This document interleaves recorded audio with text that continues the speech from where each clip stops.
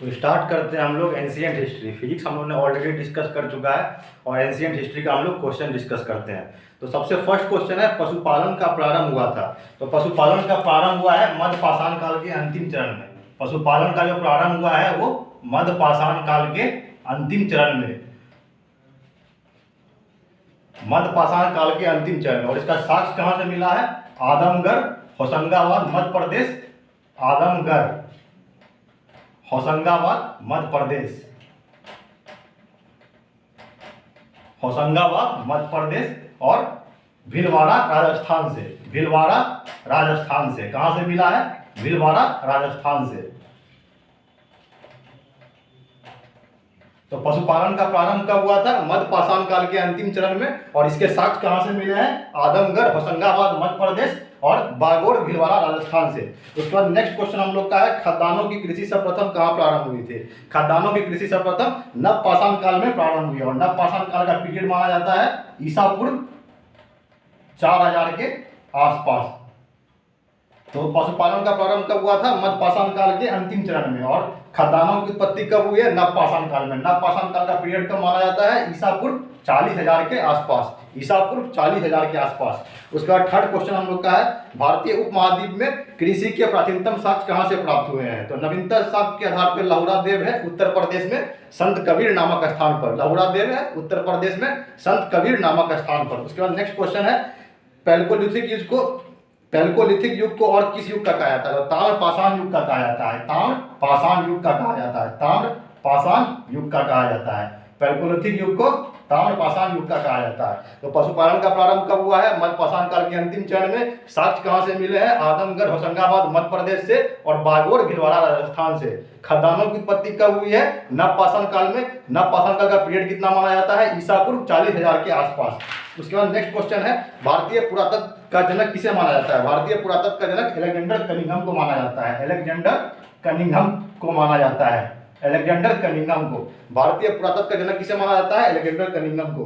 उसके बाद सिंधु घाटी सभ्यता है संबंधित आद ऐतिहासिक युग से। सिंधु घाटी सभ्यता किससे संबंधित है? आद ऐतिहासिक युग से संबंधित है। आद ऐतिहासिक युग से सिंधु घाटी सभ्यता संबंधित है। उसके बाद नेक्स्ट क्वेश्चन है हम लोग हड़प्पा से। हड़प्पा किस नदी के किनारे है? रावी नदी के किनारे है। कलिबंगन किस नदी के किनारे है? घग्गर नदी के किनारे है। लोथल किस नदी के किनारे है? भोगावा नदी के किनारे है। रोपर किस नदी के किनारे है? सतलज नदी के किनारे है। कलिबंगन से क्या प्राप्त हुए हैं? जुते हुए खेत कलिबंगन से प्राप्त हुए हैं। लोथल से गोदीबारा प्राप्त हुए हैं। धोलावीरा से हड़प्पन लिपि के 10 आकार वाले एक लेख प्राप्त हुए हैं। और बनवाली से पकी हुई मिट्टी का साक्ष्य मिला है। उसके बाद नेक्स्ट क्वेश्चन है सिंधु सभ्यता का महान स्नान घर कहां से प्राप्त हुआ है? सिंधु सभ्यता का महान स्नान घर कहां से प्राप्त हुआ है? मोहनजोदड़ो से प्राप्त हुआ है। किससे प्राप्त हुआ है? मोहनजोदड़ो से प्राप्त हुआ है। और ये 11 मीटर लंबा है, 7 मीटर चौड़ा है और 4 मीटर गहरा है। कहां से प्राप्त हुआ है? मोहनजोदड़ो से प्राप्त हुआ है।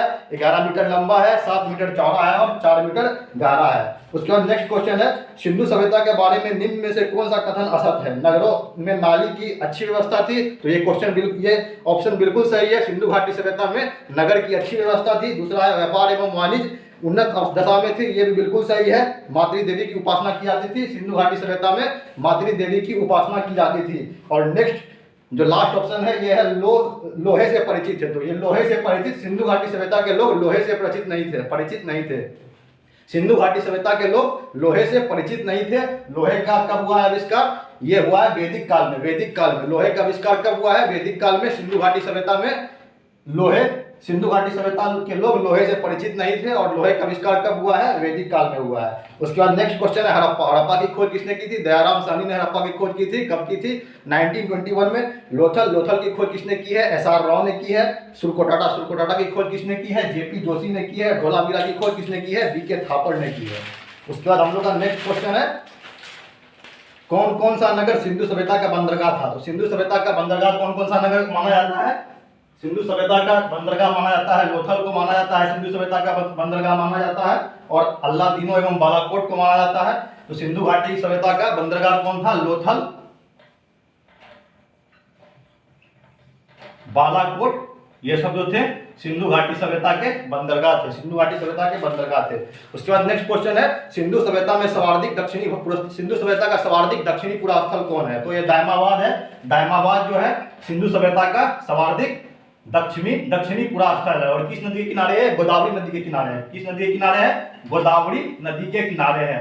तो सिंधु घाटी सभ्यता का दक्षिणी पूरा स्थल कौन है? दामाबाद है। और ये किस नदी के किनारे है? गोदावरी नदी के किनारे है। उसके बाद नेक्स्ट क्वेश्चन है हम लोग का, निम्नलिखित में किस स्थल से युगल सावधान प्राप्त हुए हैं? तो ये लोथल से प्राप्त हुए हैं। उसके बाद नेक्स्ट क्वेश्चन हम लोग का है, उत्तर वैदिक काल में वेद विरोधी और ब्राह्मण विरोधी को क्या कहा जाता था? तो उत्तर वैदिक काल में वेद विरोधी और ब्राह्मण विरोधी को श्रमण कहा जाता था। उत्तर वैदिक काल में वेद विरोधी और ब्राह्मण विरोधी को श्रमण कहा जाता था। उसके बाद हम लोग का नेक्स्ट क्वेश्चन है, वैदिक गणित का महत्वपूर्ण अंग है। तो वैदिक गणित का महत्वपूर्ण अंग है सुलभ सूत्र।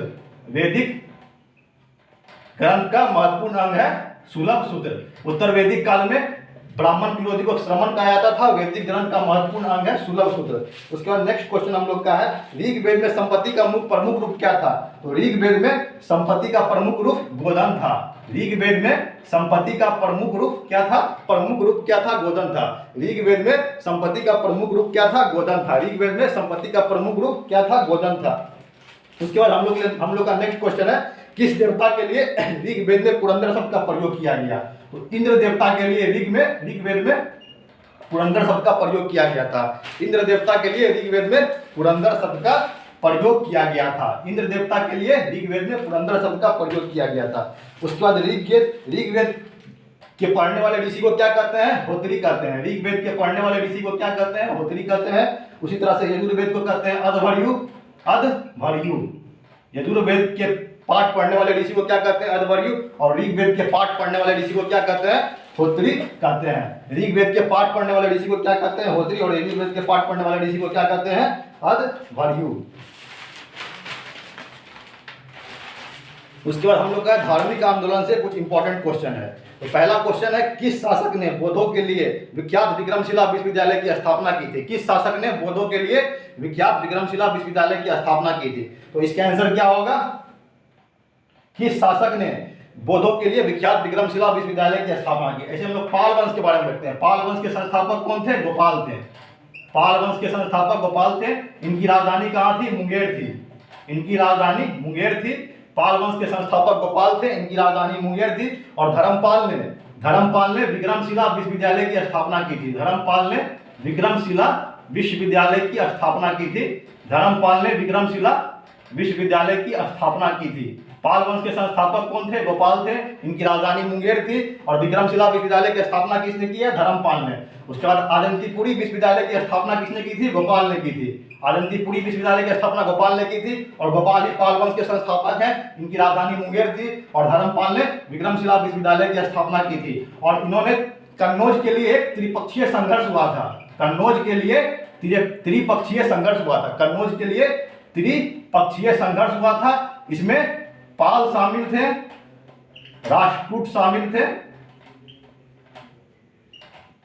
पाल राष्ट्रकूट शामिल थे। और इसमें गुज्जर प्रतिहार भी शामिल थे।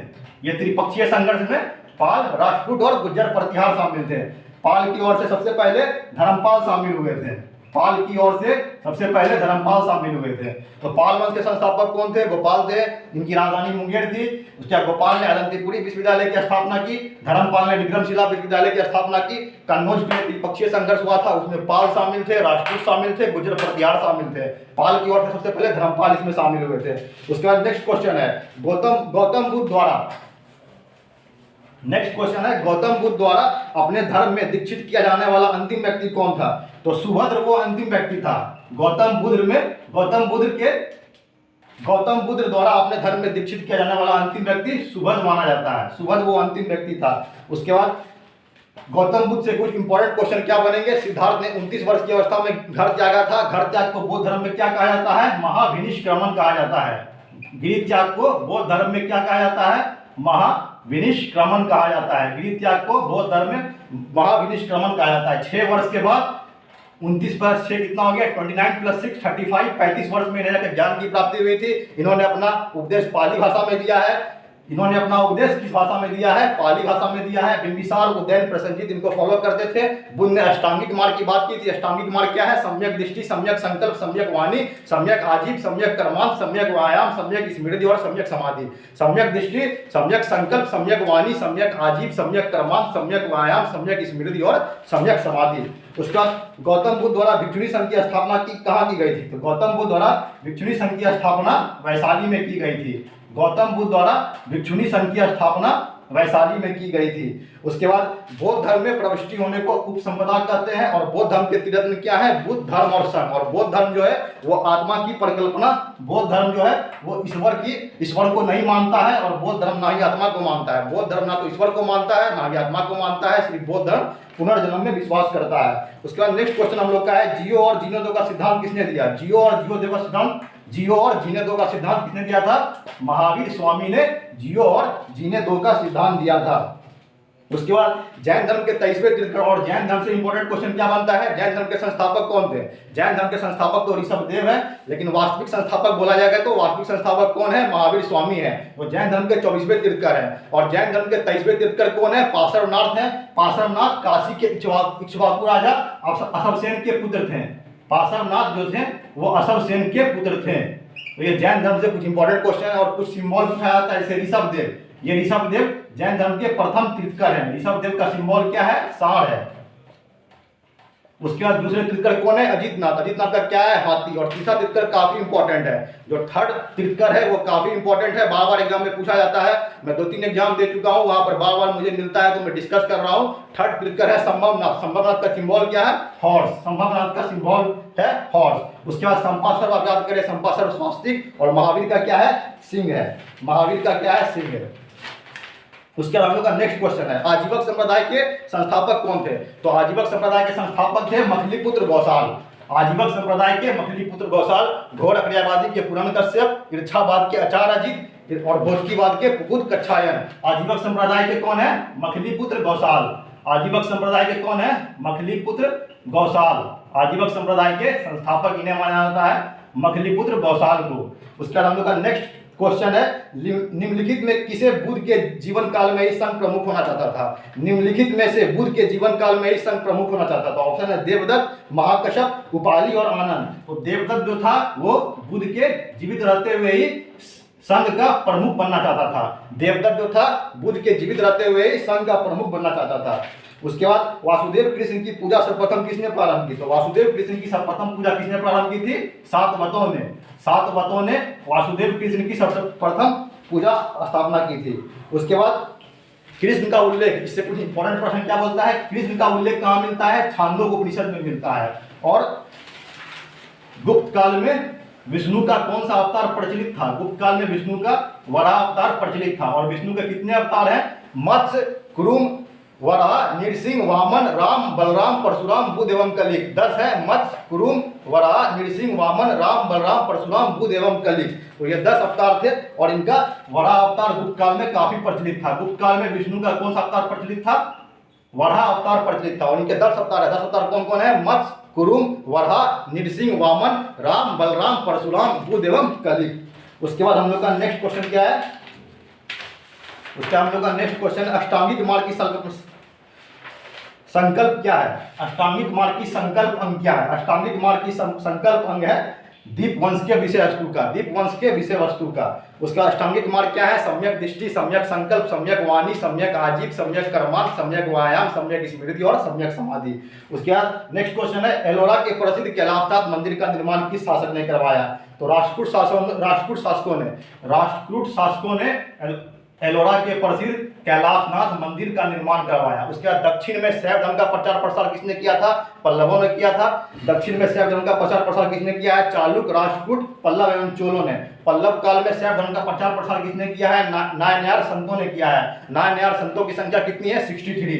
नायनयार संतों की संख्या कितनी है? 63। उसके बाद हम लोग का नेक्स्ट क्वेश्चन है, महाविनिष्क्रमण। महाविनिष्क्रमण को क्या कहा जाता है? विद्या की घटना कहा जाता है। संबोधि, संबोधि क्या है? ज्ञान प्राप्ति की घटना है। धर्म चक्र प्रवर्तन क्या है? सारनाथ का प्रथम उपदेश है। उसके बाद महापरिनिर्वाण। महापरिनिर्वाण क्या है? मृत्यु की घटना। महापरिनिर्वाण मृत्यु की घटना। तो महापरिनिर्वाण कब हुआ था महात्मा बुद्ध का? 483 ईसा पूर्व में हुआ था। और इनका जन्म कब हुआ था? 563 ईसा पूर्व में हुआ था। और महावीर स्वामी का जन्म कब हुआ है? 540 ईसा पूर्व में हुआ है महावीर स्वामी का जन्म। और मृत्यु कब हुई थी इनकी? 472 ईसा पूर्व में महावीर स्वामी की मृत्यु हुई थी। गौतम बुद्ध की मृत्यु हुई 483 ईसा पूर्व में, महावीर स्वामी की मृत्यु हुई 472 ईसा पूर्व में, महात्मा बुद्ध का जन्म हुआ है 563 ईसा पूर्व में, और महावीर स्वामी का जन्म हुआ है 540 ईसा पूर्व में, 540 ईसा पूर्व में।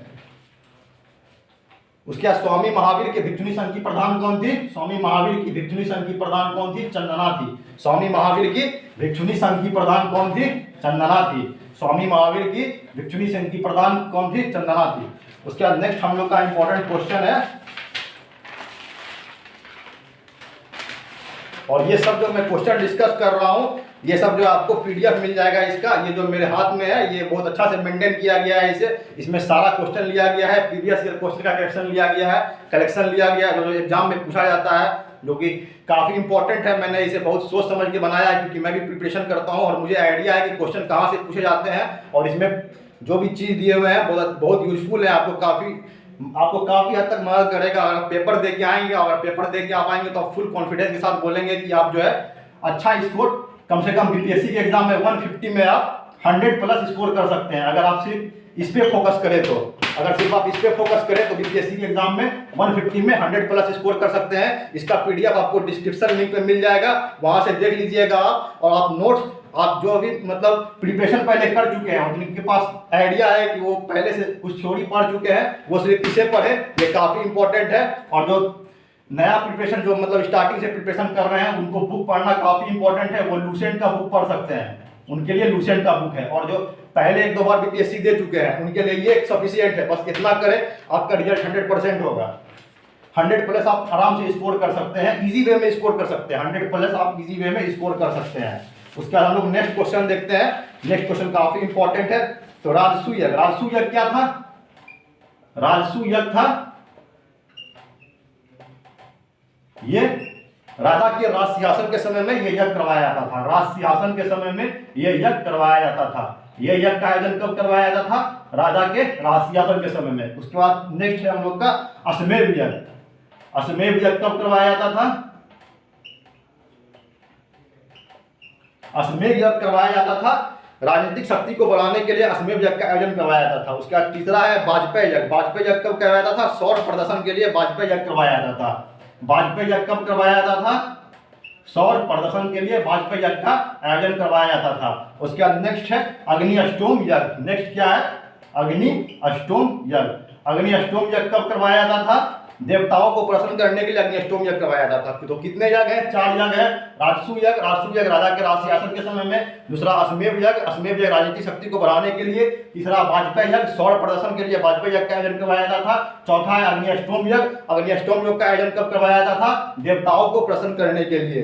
उसके बाद वैदिक काल में 8 प्रकार के विवाह का उल्लेख मिलता है। वो 8 प्रकार के विवाह कौन है? ब्रह्मा, देव, आर्ष, प्रजापत, राक्षस, गंधर्व, आसुर और पैशाच। तो 8 प्रकार के विवाह कौन है?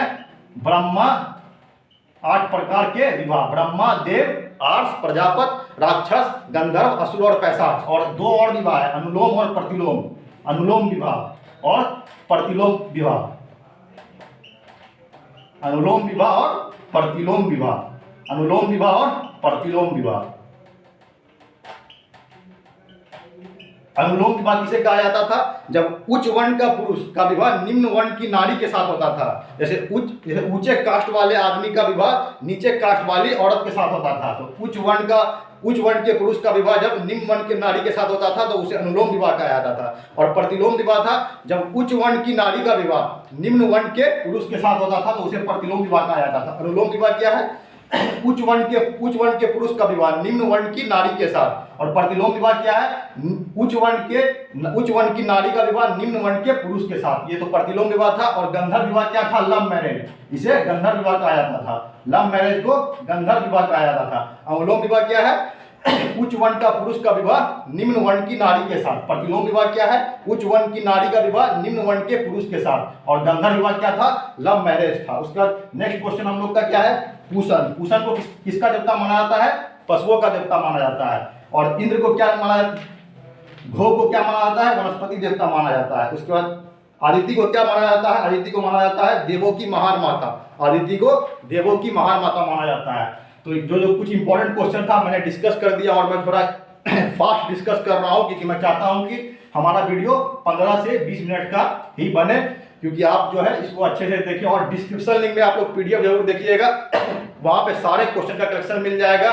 100 क्वेश्चन का कलेक्शन है एंशिएंट हिस्ट्री में, और उसका डिस्क्रिप्शन भी काफी ब्रीफ में दिया हुआ है। तो पीडीएफ से डिस्क्रिप्शन लिंक में जाकर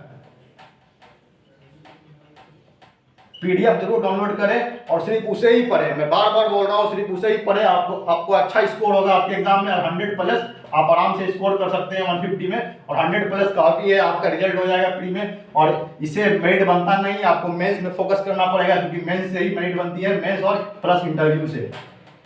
प्री सिर्फ क्वालिफाइंग इन नेचर है, प्री सिर्फ क्वालिफाइंग इन नेचर है, और सिर्फ इतना से ही आपका प्री में काम चल जाएगा, क्योंकि ये बहुत अच्छा है। आप एक बार जरूर देखें, इसको डाउनलोड करें वहां से। अगर ठीक लगे तो लाइक करें, कमेंट करें और शेयर करें।